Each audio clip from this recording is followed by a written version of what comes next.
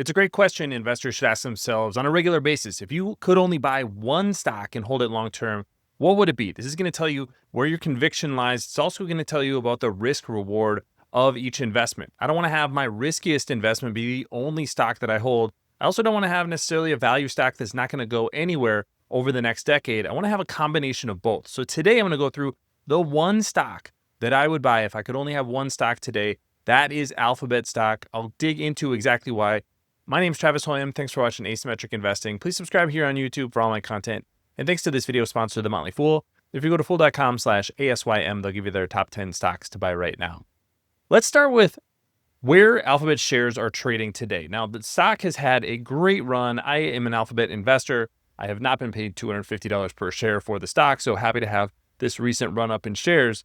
But I think what we're seeing right now is the market is finally starting to see the value in this stock. So the price to earnings multiple isn't showing up here. It's about 24 right now. And that is lower than all of the other Mag 7 stocks. So there's a lot to like. But the story behind Alphabet is that the company is being disrupted. I don't think that's really the case. I'm going to just pull two things to start here. That is revenue and net income. Is there anything in this 20-year chart that shows you that the company is being disrupted? Even the ChatGPT moment, which happened late in 2022, not a lot of disruption over the past 3 years. And the reason is that this is a much more diverse business than a lot of investors give the company credit for. And let's just show some of the trends since the end of 2022. So in blue, we have Google search. This is the core business. This is the cash cow for Alphabet as a business. Now $208 billion worth of revenue. And that has been growing since AI came onto the scene. So there's no indication financially that Alphabet is being disrupted by artificial intelligence. Another big business is in orange. That is YouTube. YouTube is actually bigger than Netflix today. Over $50 billion worth of revenue, has more time spent on YouTube by users than Netflix or any of the other streaming services. It's also gaining market share. So this is a juggernaut just hiding under Alphabet. That business alone could be worth somewhere between $500 billion and $1 trillion. Netflix worth about $500 billion. So you've got to figure it's going to be worth more than that. And this does not actually show all of the value in YouTube, $38.1 billion worth of revenue. This is just the ad revenue. The other piece of revenue that they have is subscriptions. That's going to be hiding in this green column, Google subscriptions, platform, and devices revenue. So I definitely wish they broke out YouTube as its own business so we could figure out what revenue is, what the operating income is for that business. But that's not what we get from Alphabet right now. But what we do know is that this is a huge business and a growing business. And the great thing about YouTube is it's user-generated content. They do not have to make licensing deals. Their costs basically scale with users and with usability on the platform. So not something that gets a lot of credit when you look at Alphabet stock, but YouTube is a juggernaut. Another one is the networking business. I do want to mention this, even though this is a shrinking business. These are those little ads you see all over the internet.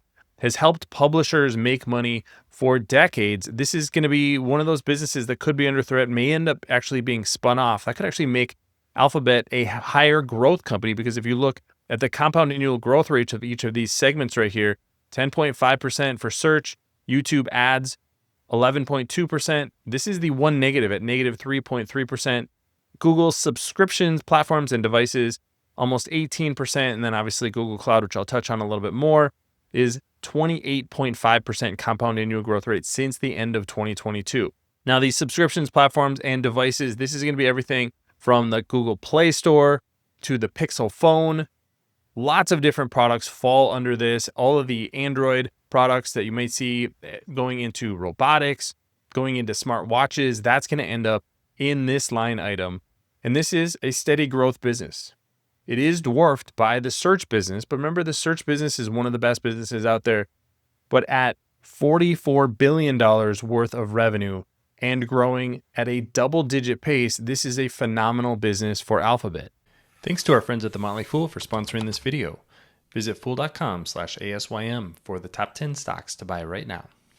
Now let's focus in on this cloud business, because cloud is going to be where you're going to see a lot of the artificial intelligence revenue, especially coming from third parties. Now $49.2 billion worth of revenue, $9.0 billion worth of operating income from Google Cloud. And that continues to grow at a nearly 30% pace. Actually, recently it's been a little over 30%. And like I said, this is a profitable business. So this is not a subsidized AI business like you get with a lot of startups. Company like OpenAI, who is losing money. Alphabet is making money on all of these products. And that's where the company's surface areas are so valuable. As we look at the future of technology, if it's artificial intelligence, if it's chatbots, no matter what that looks like, Alphabet has arguably the best positioning for products to be distributed. So you obviously have search. They also have Chrome, Android, YouTube. All of these are multi-billion user businesses. I think there's 7 or 8 multi-billion user businesses, including mail. So all of the data is within Alphabet. All of that distribution power is within Alphabet. And you're getting it for a pretty good value as an investor. So if I have to hold one stock, I want to have a company that has staying power, that has a little bit of value, and is going to be able to grow long term. Alphabet is that company. I think the disruption story from artificial intelligence is way overblown. The Gemini app is now the #1 app, even on iOS devices. So it may be possible in the future that Google is going to be the company that wins artificial intelligence, despite the fact that a lot of investors thought it was going to be a disruptive force against the company in the future. And oh, by the way, the company I didn't talk about at all in this video, Waymo, could be the most valuable company in transportation a decade from now. Only operating in about 5 cities today, but this is another company that could change how we think about transportation over the next 10, 20, 30 years. So don't sleep on Waymo's value either. But let me know what you think about the future of Alphabet stock. Leave your comments in the comment section below. Don't forget to subscribe to Asymmetric Investing. Thanks for watching, everybody. See you here next time.